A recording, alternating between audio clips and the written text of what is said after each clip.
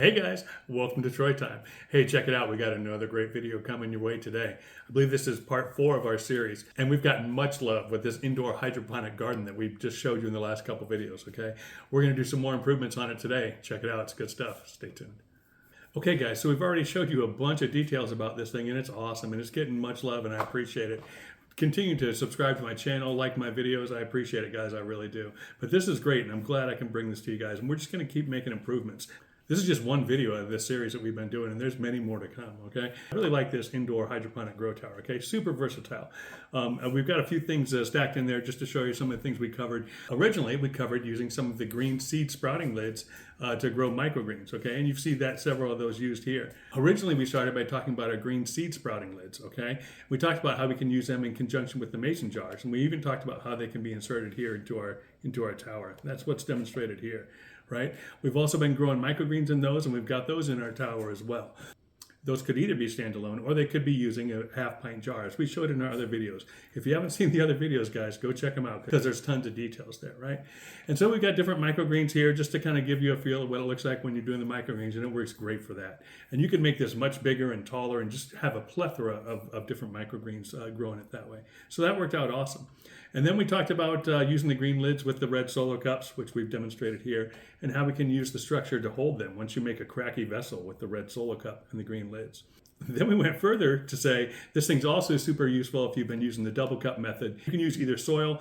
Here we have that demonstrated with the clay pebbles because I'm not trying to just make my table filthy. This thing already has been just super versatile for us, right? And there's much more to come, all right? So check it out. The main thing about a tower is this. When you're growing a tower indoor, one of the main concerns is getting enough light, okay? Outdoors, there's a lot more sun. It's a lot more intensity. Light's important outside, but not nearly as important as it is when you're inside, okay? And so basically, when you make a tower, it has to be able to rotate, okay? So this one's not filled up right now, so it's super light, so you can rotate it. But also, even if it's light and you can rotate it, if you've got this on a table, you really don't want to be scratching that table every time you rotate your tower. And if you have a bigger tower and it's full, it can weigh a little bit. And you want to be able to just very smoothly turn it, okay?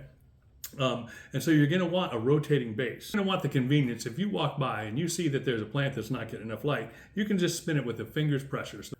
You're going to want the convenience of just being able to walk by, and if you notice that one of your plants isn't getting enough light, you want just finger pressure and just stroke it with your finger and let it spin right around, right? And then that way, whatever's not getting enough light can be exposed right to the sun, especially if you're got it right in front of a window on a table, right? You really don't want to be turning the whole tower without some sort of swiveling base because you don't want to be scratching up the table that it's on or anything like that, right? So you want to make it super convenient. As this gets filled and gets taller and heavier, it will take a little more oomph and a little more balance to turn it if you were doing it manually. So you want a rotating base. And we've got an awesome way to do that for you for just like $4. It costs like nothing. So we're going to show you just how well that works next. So we're going to make a rotating base for our tower. Okay, that's what we're making. We're making a DIY version of that. Okay, so to do that, we're going to go to the Dollar Tree and we're going to get 2 of these baking pans. Okay, just like this. That'll cost you $1.25 each, right? You want the larger size that they have of the baking pans, just like this. Simple, easy peasy. Okay, guys. So if you nest these 2 guys together, they will spin rather easily. Just like that. Just touching it with your finger, right? It goes right around, round and round. But we can do better, okay? So the secret ingredient, we need something that's going to act like a ball bearing, okay? So what we're going to use, marbles. You're going to need about a dozen marbles. Anywhere from 12 to 50 will work, right? But we're just going to take a handful of marbles. We're going to throw them right in the pan.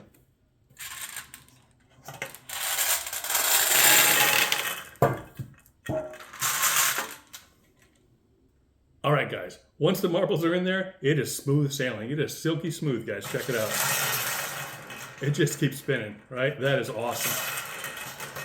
Watch. All you got to do is flick it with your finger, and it will just keep spinning. How awesome is that? So next step now, let's get our tower. Let's get it on here. Okay, guys, so this was the next step, okay? So now we want to take our stackable planter and we want to put it on our Lazy Susan or on our swivel or on our rotating base, right? But unfortunately, if you look real close, it doesn't fit right. It's a little too big. So here's how we're going to solve that. Super easy.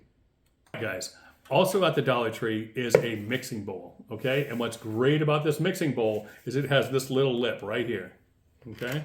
Hopefully the camera can see that. There's a little lip right around the edge, about an inch down from the edge. Well, as luck would have it, These stackable planters, the mid-sized ones, slide right in and they'll just hold right there on that lip.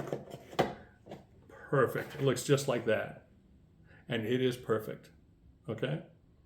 And so now what you have is a nice wide base, and this is going to act like a reducer because now we've reduced it from this outer perimeter down to what the lower is, right? And so now it's going to fit on that pan. So that mixing bowl is going to be the key element, is going to make our swivel useful. So now, guys, look and see how nice this fit is. It just slides right in there. That's perfect. That is absolutely perfect. And watch, here we go.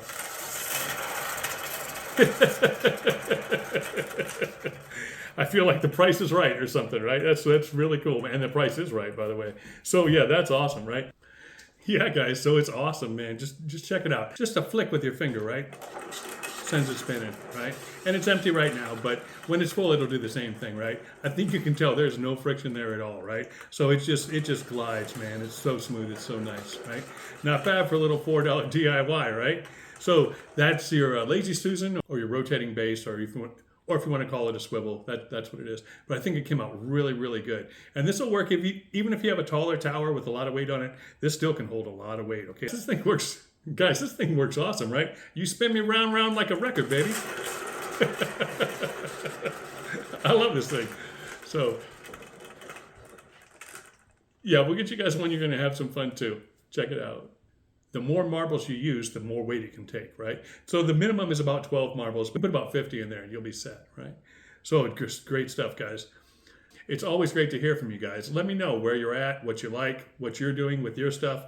By the way, I'm going to be doing some repairs to my Facebook channel to get that online again, okay? So I want to do that so that we can all interact together. I want people to be able to share the stuff that they're doing and interact and help each other. Ideally, I want this to be sort of crowdsourced so that as we're all doing these things and these different experiments, if anyone runs into a problem, myself included, we all solve it together with the best solutions. And we can share our different photos of what we're doing. And I don't want this to just be me showing you what I'm doing. Ideally, once we get the Facebook community going with the YouTube community, I want everyone to be interacting. And if I get stuck, you guys can give me suggestions and show me what you're doing and how you might have taken something that I've done and ran with it and had even better improvements, right? So that's what I'm hoping for in the future. Real soon, I'm going to get that Facebook page back up and going. We had to lock it down for a couple reasons that I'll explain in another video, but plan on coming and enjoying that experience where it's really much more easier to interact with, much more viewer input.